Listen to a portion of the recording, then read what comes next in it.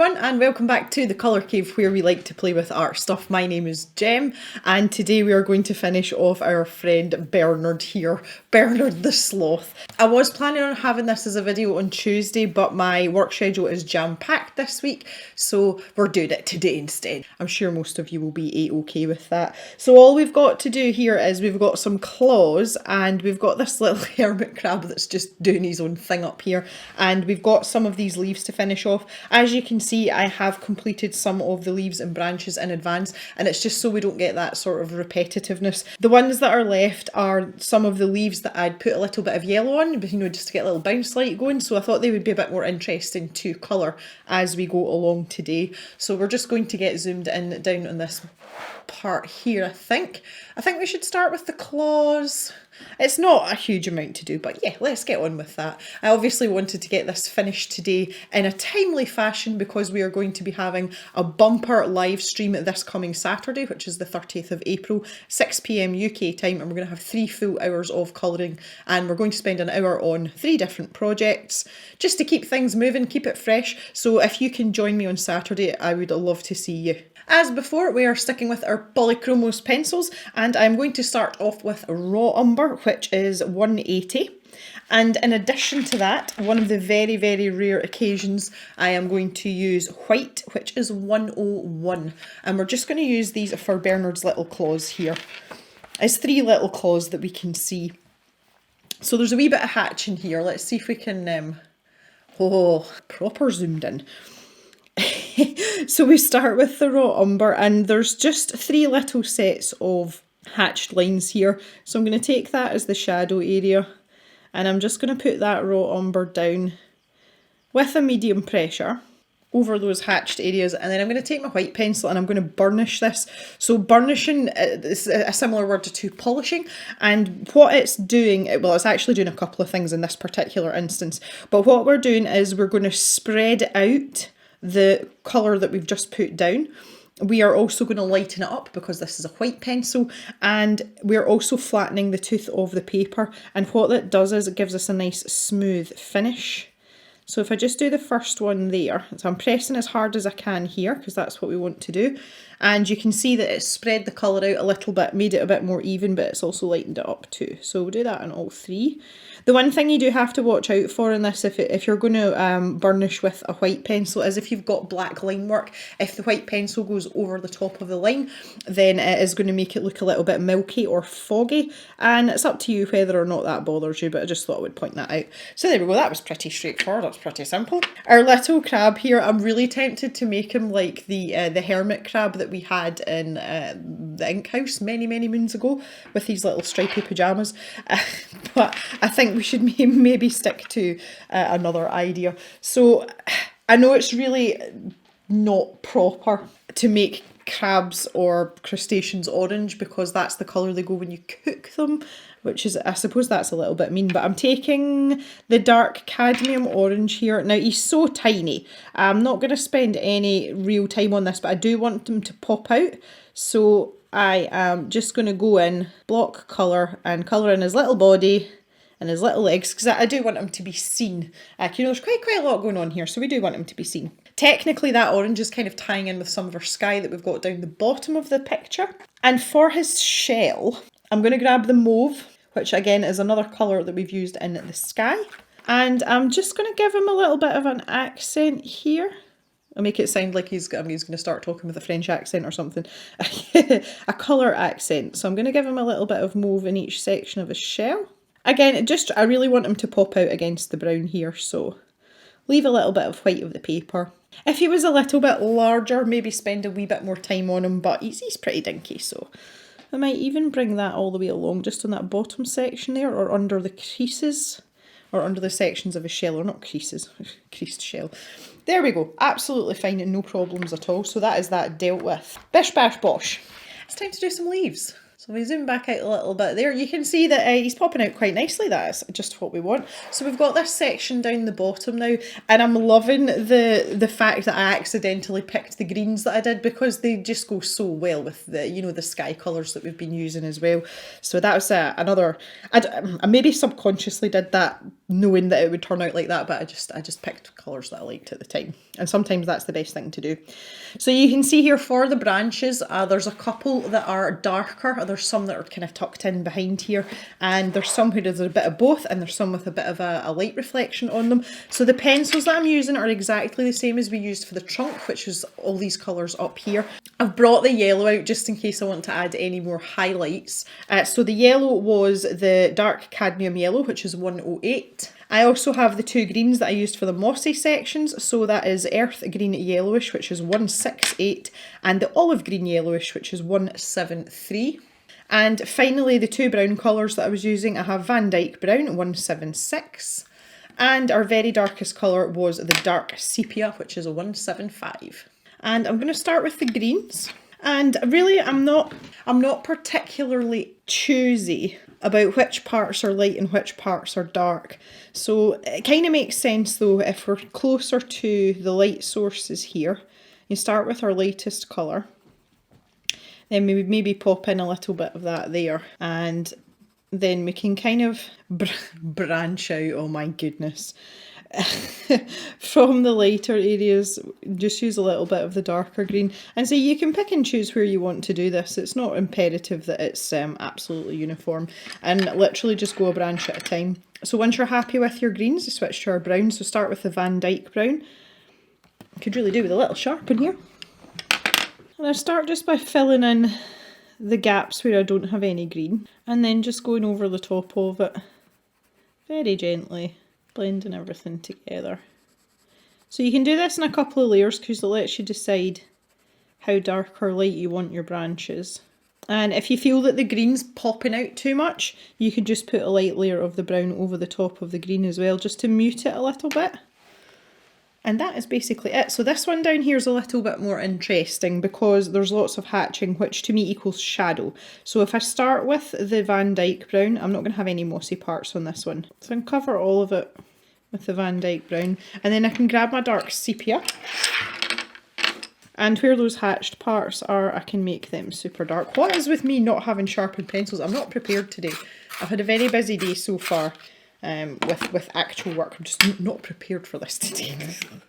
Okay, that's better. So yeah, just in those hatched areas I can put a couple of layers down, and you can see there that's created a nice shadow because there's leaves coming over the front of this here, and this is maybe shielded a little bit by what's going on. The other thing to remember as well is, especially with things like branches, they're very textured, so jump back and forth between your greens and your browns. It's not going to be all uniform, it's not going to be nice and smooth. And just give it that sort of nice organic feel, and leave some parts lighter than others because there's lots of shapes, you know, there's sort of like lots of type bits.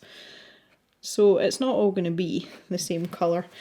Now I feel that this one down the bottom here might be quite light because we've got lots of light in the vicinity, and there is a tiny little shaded bit, so I'm just going to use a very light layer of the Van Dyke Brown on this one.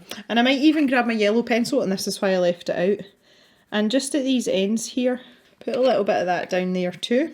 And maybe a weeny bit of the dark sepia just in here.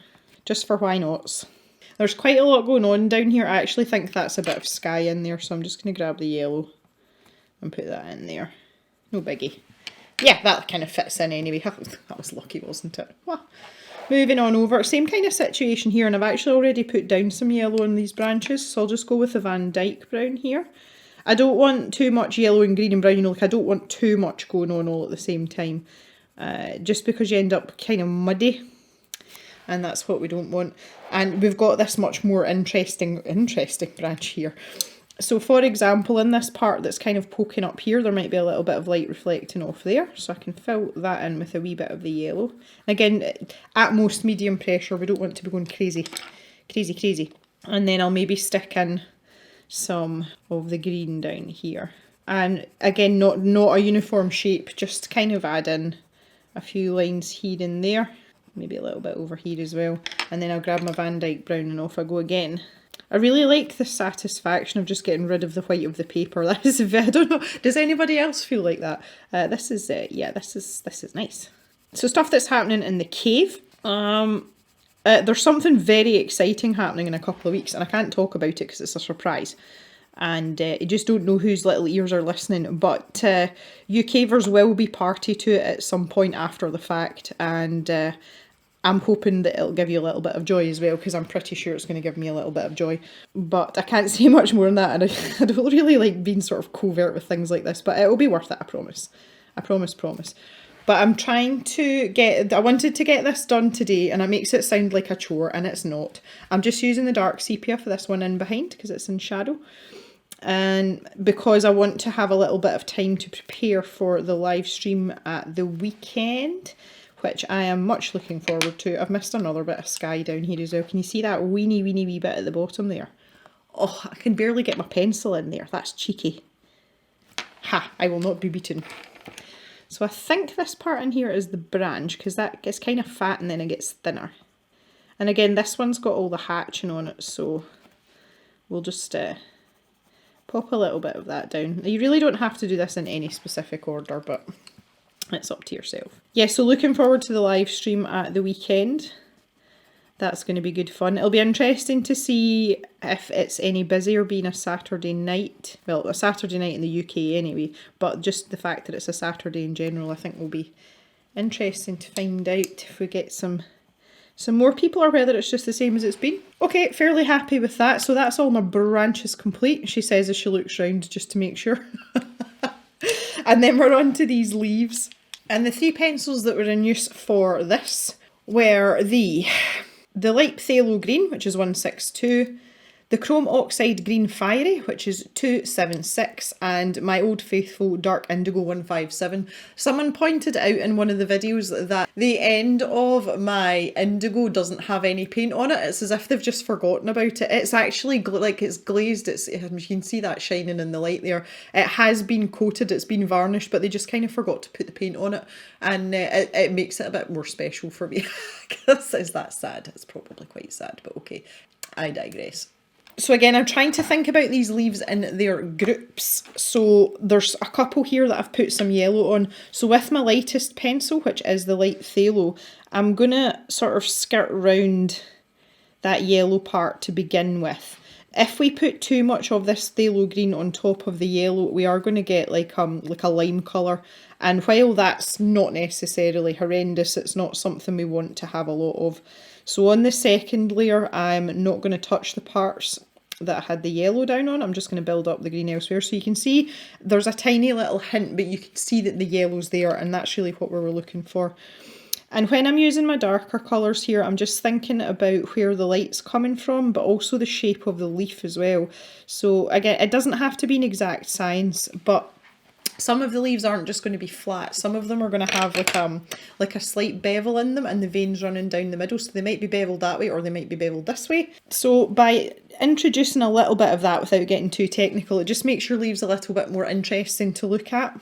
Now with this one in particular, maybe not so much these ones because we've got these heavy hatching lines, but leaves that are like this that are really close to a lantern, I'm not going to use any of the indigo in them because, well, I don't need it basically. So we're going to carry on round now with that in mind, and we'll work on some of these. So the likes of this one here, what I was just talking about, this side is obviously bent more towards the light. I've got my phthalo green down there, and this side where all the hatching is, it's obviously bent away from the light, so we want to use our darker colours much more on this other side. So if I grab the chrome oxide here and run it down, you know, so there's a definite fold there, and whether we've created it or that's what Kerby intended, it doesn't really matter because this is open to interpretation.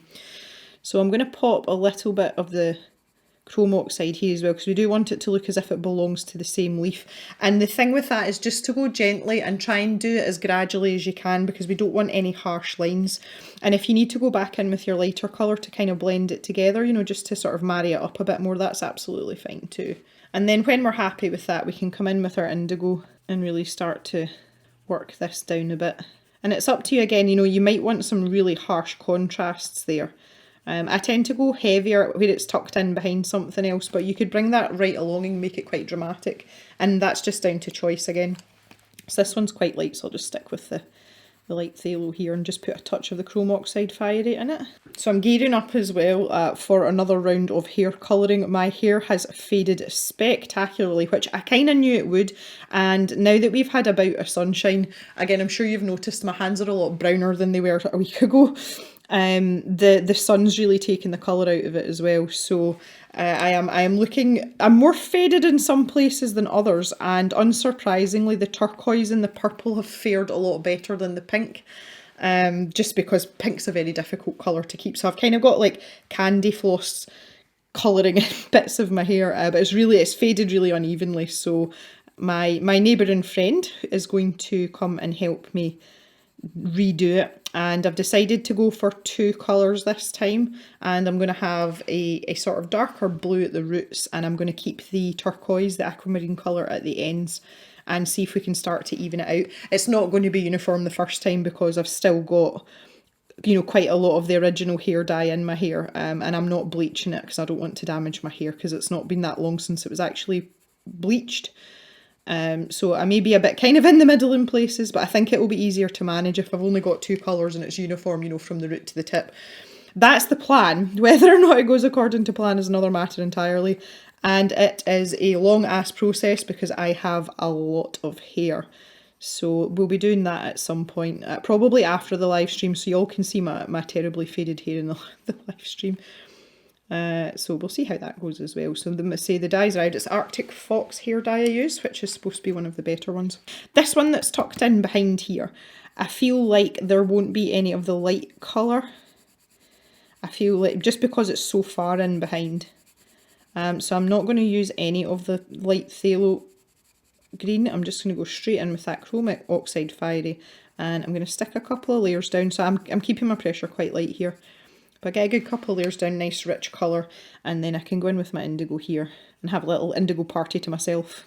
I always feel like when you've got sections like this, what you want to do is give it variation. That's what makes it interesting. And if you're using the same couple of pencils, the ratio of each pencil, as in how much of each pencil you use, can change the colour of it considerably.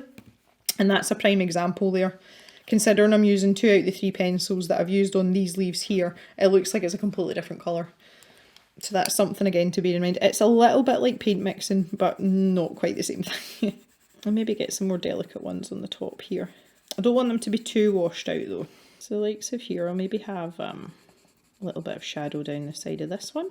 Maybe have it heavier at the vein there. And I can blend in some of the lighter green on that side as well. So in other hobbies as well, I have been playing a lot of Nintendo Switch. I upgraded my Switch to the OLED model that came out in January. I swithered for a wee while because they're quite expensive. And I got my original Switch for a bargain, and I've had it just over a year. I kind of weighed up the pros and cons and realised that if I got a second-hand OLED, now bearing in mind they only came out in January, so you know, even if you got one of the very first ones that came out on launch day, it's still not that old. And I found a gentleman selling one on eBay for an absolute song, and he hadn't used it, he barely used it. He bought it thinking it was a good idea and just didn't have the time to play, so he decided to sell it. Now there's a little leaf here just disappearing off the page, so I'll just stick a little bit of the chrome oxide in that'll be fine. Now I feel like these ones would be darker as well because they're kind of facing that way. So again, kind of like I did here, I'll maybe put a little bit of the phthalo down here. Yes, so I bought this OLED Switch from a gentleman on eBay, and I am selling my original Switch, which is now a year and a bit old.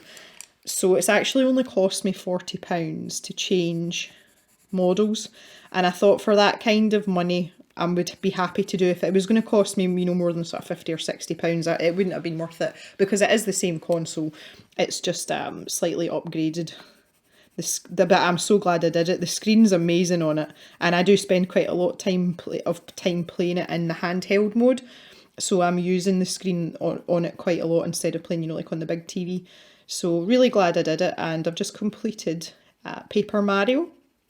I don't know if any of you are familiar with Paper Mario, but it's more like a role-playing version of Mario rather than a platformer.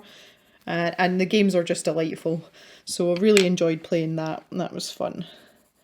But I'm going back to Zelda Breath of the Wild now. It's one of those games where I go in fits and starts with it. And I kind of went off it for a wee while. I kind of played it to death, you know, as I do. So I'm going to go back to that for a little while before I start playing anything else. Okay, I'm quite happy with that as well. So on this side, we're thinking more lighter leaves. Lighter leaves, that would be better. We are starting to go out a bit more now. I do foresee my gaming time going down. Number one, because the weather's better. We have just had a scorching weekend, and because I've got that little bit of Italian in me, my father's Italian, although I'm very, very white in the winter, I go brown really quickly. So I literally like poked my head out for an hour or so the other day, and I've got a lovely brown face now. I do always wear sun cream. I am sensible about it because the other half of me is Scottish, so I do burn. But the weather has been absolutely fabulous. And the joke with us is if we get good weather like this in April, we say, well, that's it, we've had our summer now. You know, we won't get any more good weather. But I'm really hoping it does stay good because we are starting to venture out more now. Our mask restrictions for COVID are finally over. It is not mandatory on public transport or in public enclosed spaces, but it is still a guideline. And I have noticed that a lot of people are still wearing masks voluntarily. I'm just going to pop a little bit of yellow here as well. Oh, that was maybe a bit heavy-handed. Good grief. I'll cover that with my phthalo. Yes, so there are quite a lot of people still wearing masks, and I think if I had to take public transport, not that I ever do, but if I did, or if I was in a really busy place, like a really busy pub or even a busy supermarket, I would probably want to still wear a mask, but it's just nice that we're not being forced into it now. There's been a huge surge in cases here, probably about 5 or 6 weeks ago, and everyone seemed to have it, but the severity of it seems to be a lot less now. I don't know whether the actual virus itself is starting to wear itself out with all its mutations, or whether it's a combination of that and the vaccinations. I would like to think that the vaccinations have helped somewhat. So everyone's a little bit less frightened of catching it. Now, whether that's a good thing or a bad thing, that's up to each individual to decide. But I certainly feel a little bit safer going out now. So yeah, more time outside, more time away doing stuff, less time playing Nintendo Switch. Yeah, I took that yellow too far. That was a bit... That's okay. Right, what have we got around here? Look at this great big juicy leaf. My goodness. Lots of yellow down here. One of the things I will be doing, regardless of the weather, is my mum and her youngest brother, so my uncle, they have decided on a place to scatter some of my gran's ashes, and it's actually nearly a year since she passed away. Not quite, we're not there yet, but they finally decided on a spot, so I am going to head down back home at some point so that I can be there. And we'll have, I was going to say we'll have a little ceremony. That sounds ridiculous, it's not going to be anything formal, but we're just going to have a wee sort of memorial for her and plonk her in a place that she would very much like to be, I would imagine. So that's going to be really nice. I'm kind of looking forward to that because I haven't seen my uncle since the funeral, so it'll be really good to see him too and catch up with him because him and I get on famously.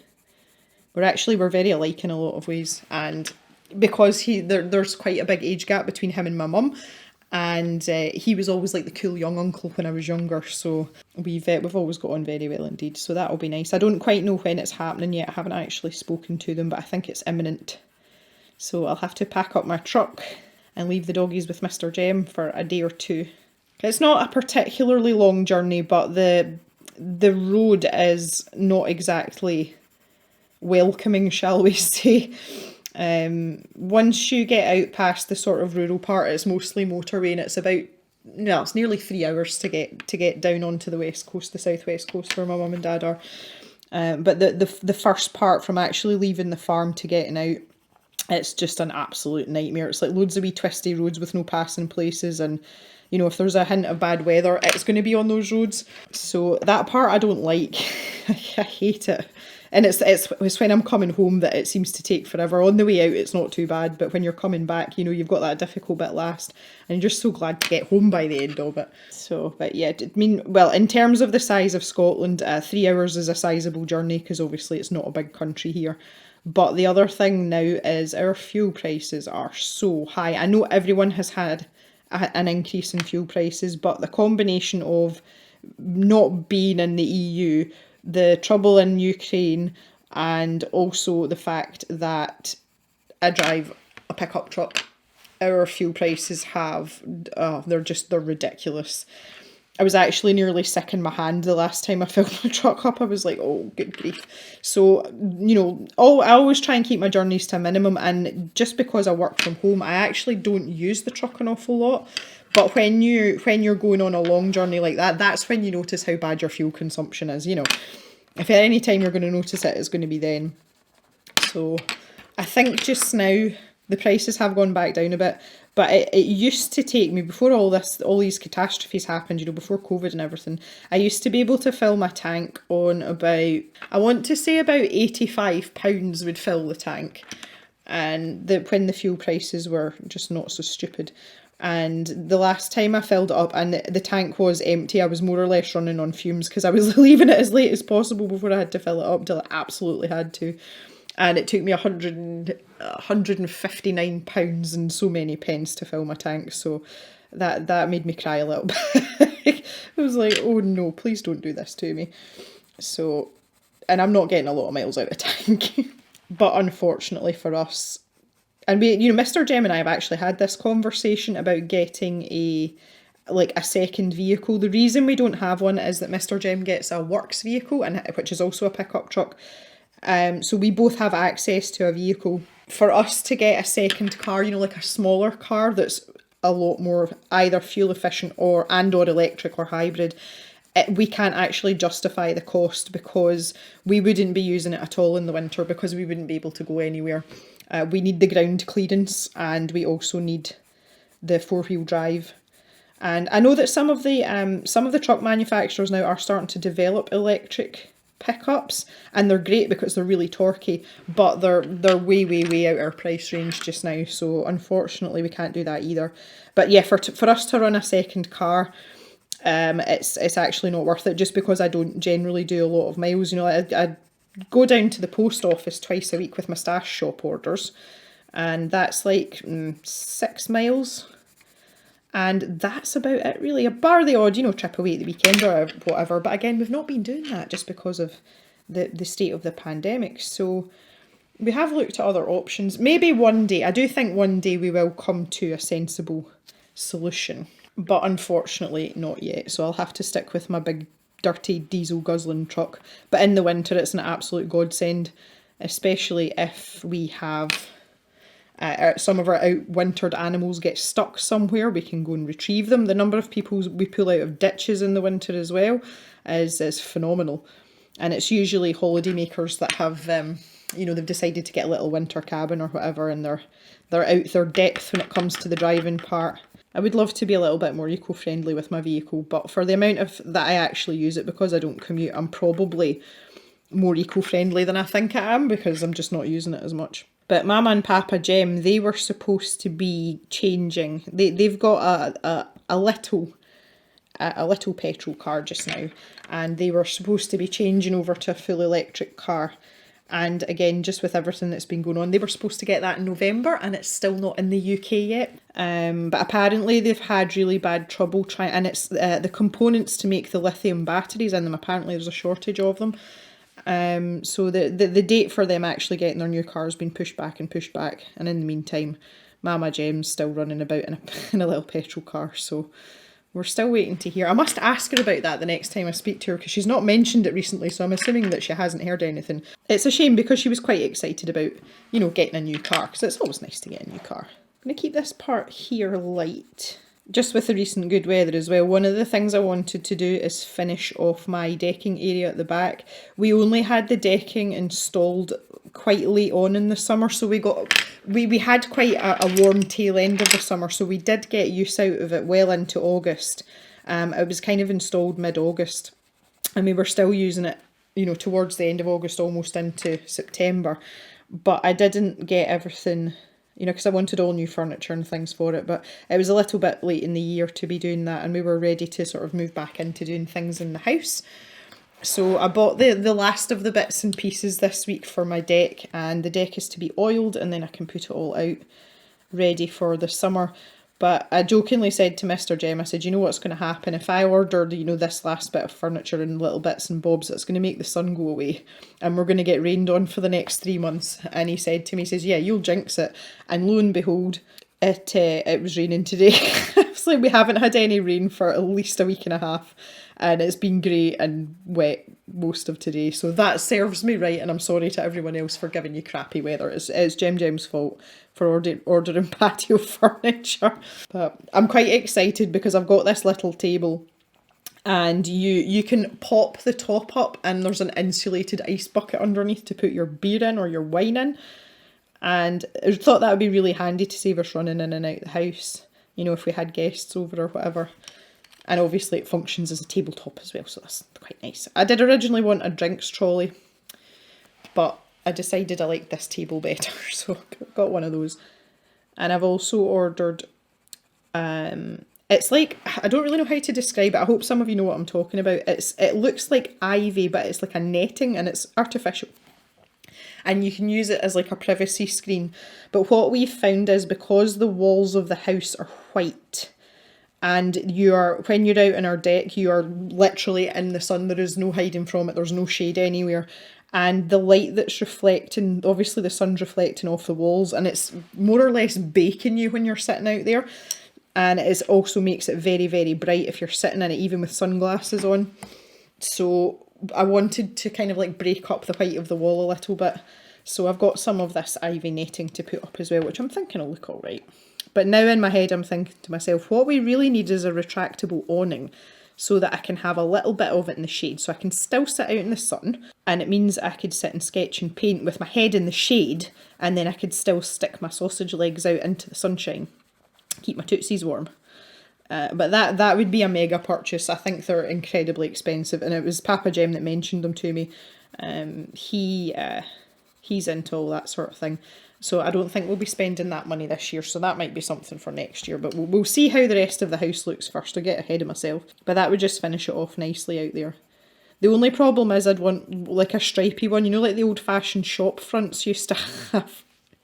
I'd want like a red and white stripy one, and it wouldn't go with anything because the house is white and grey. But yeah, one can dream. One can dream. So I'm hoping that I'm going to get a good summer of being able to enjoy my deck this year, because it's absolutely gorgeous and you've got such a good view. And when the cows aren't mooing, it's also very peaceful. It's very calming. Maybe when, well, minus the awning, maybe when I've got everything out and the warmer weather is, and I might take a photo and stick it on Instagram for you so that you can see my decking area. Because when I'm sitting out there, I always get this overwhelming urge to paint.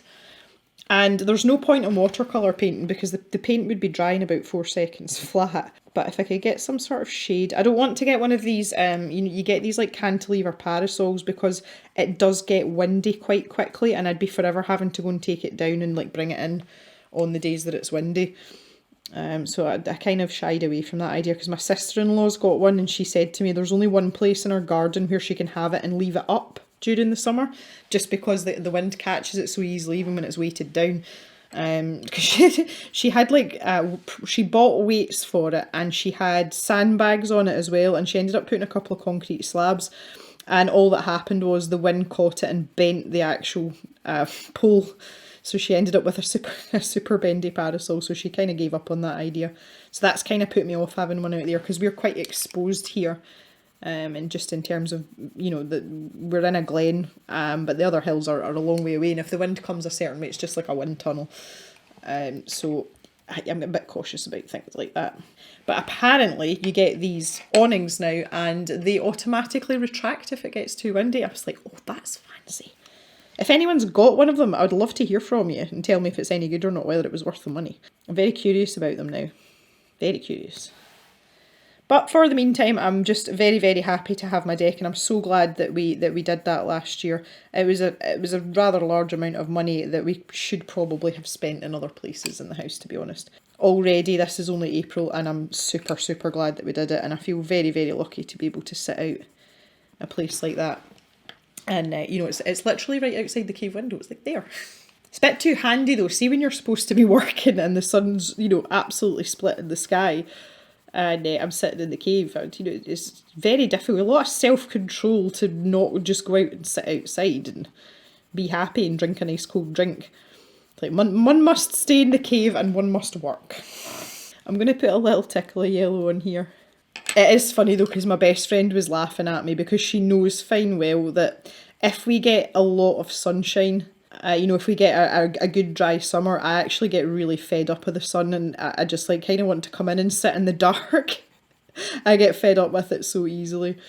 I'm not much of a sunbather, but I like to be, I'm a person that likes to be outside, and when you've had long, dark, horrible winters, especially stormy winters like we've had this year, I'm just like so grateful for the sunshine and the warmer weather, but I know the novelty will wear off eventually, and I'll not want to be out in the sun anymore because I'll feel like a little baked something or other. Especially if I'm out helping the boys, because you like kind of got to get on with it. Just get the sun cream on, wear a hat, get some sunglasses on, and just suck it up. Right, well, this last little clump of leaves down here, and then we are done. I'm actually so excited about this page because I've just been kind of looking at it, you know, piece by piece as we've been doing it. The book's been closed and put away in between these videos because this has been going on for quite a stretch now. It's been going on since before Christmas.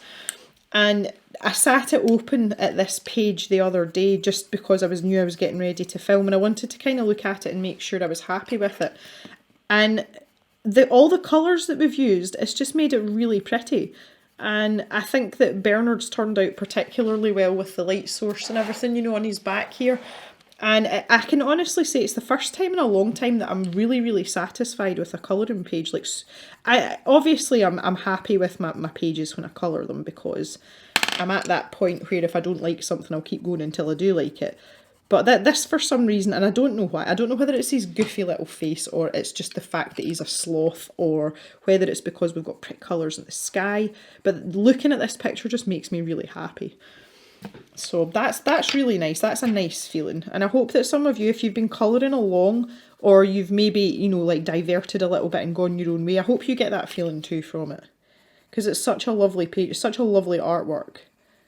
And you say that about any of Kerby's artworks, but this one in particular just, I don't know, makes me a little bit warm and fuzzy inside. Okay, I've got a feeling this one down here is going to be really dark, because it's kind of like, ooh, wait a minute, I've got another bit of branch there that I missed. That wasn't even the right pencil. I don't know where I got that pencil from. This one. So I'm going to put some indigo over the top of this. Last couple, here we go. They're really kind of dinkier leaves. And again, I feel like this one under here, maybe not as dark as this one, but definitely darker. And this one here, I'm just going to pop a little bit of indigo in again. And that is us. We are done. I'll just shovel my pencils out the road and we can have a bit of a zoom out now. Oh, look. Isn't he just the sweetest? Yep, super happy with the way that this has turned out. This has been an absolute joy to colour. I've really, really enjoyed myself with this picture. And it was actually nice to have something a lot more detailed to get my teeth into, because I have been doing things in sort of dribs and drabs recently, and especially when it comes to colouring pages, I have stuck with simpler colouring pages just because I haven't had a lot of time. So I've got a real sense of achievement out of this. I hope you've enjoyed this too, everyone, and I want to thank you for sticking with it if you've made it to the end of this video and you've followed it all the way through. I will link the videos in the end cards sequentially now, so that if you want to colour it from the beginning, you can just keep going through the videos and you don't have to go hunting for them, and they are in the chatty colouring playlist. You will find them there. That is it for today, guys. Hopefully I'll see some of you on Saturday. If not, I will see you in Sunday's video as normal. So have a great day, everyone. Please stay safe, take care of each other. Bye bye for now.